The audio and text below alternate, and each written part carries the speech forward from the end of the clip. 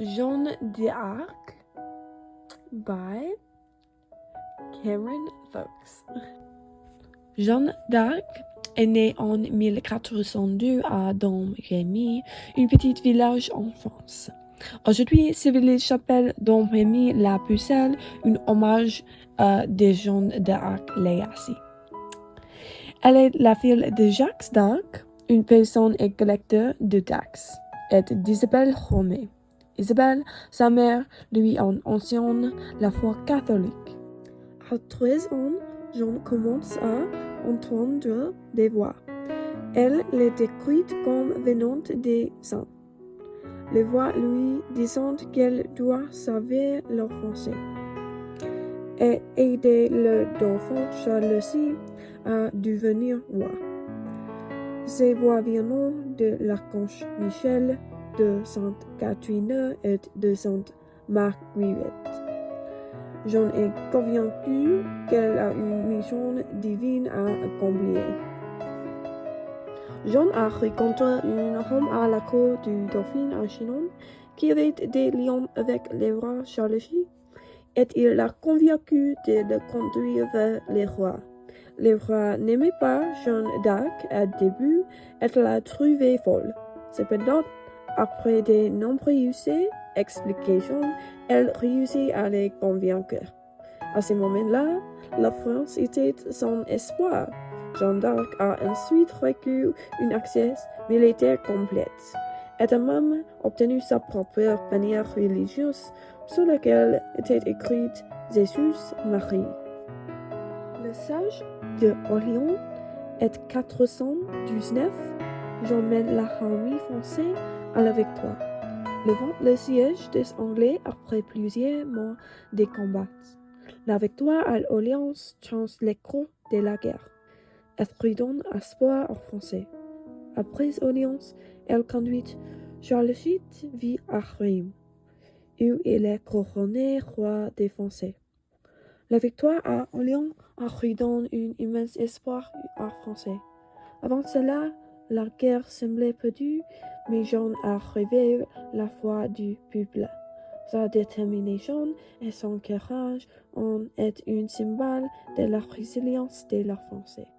Jeanne d'Arc est capturée par les Bourguignons à l'aider Anglais. Les Bourguignons l'ont accusé d'agir et s'habiller comme un homme, une grande pêche, de pratiquer la sorcellerie et d'être folle. Ils l'ont vendue à Anglais où elle a été soumise à 3 procès pour ses crimes. Ces procès feront un moment tragique dans son histoire. Les Anglais ont emprisonné Jeanne d'Arc pendant son procès.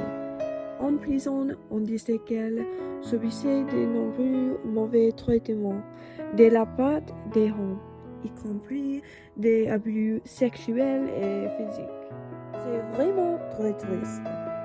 Le 30 mai 1412, Jeanne d'Arc, à l'âge de 19 ans, a été brûlée vive à Rouen, France.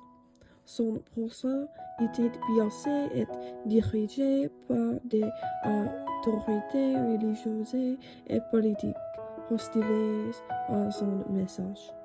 L'évêque Pierre Cauchon souhaitait que sa mort soit la plus horrible possible et promit de ne faire plus d'aucune pitié. La mort de Jeanne d'Arc est l'un des événements les plus tragiques de l'histoire de France. Après un procès injuste et un traitement cruel, elle a été brûlée vive. Avant d'être brûlée, Jeanne a pris, levant les yeux vers le ciel tout en tenant sa croix. L'évêque Pierre Cauchon ordonna que son corps soit brûlé une 2e fois, et même son cœur fut incinéré pour effacer toute trace.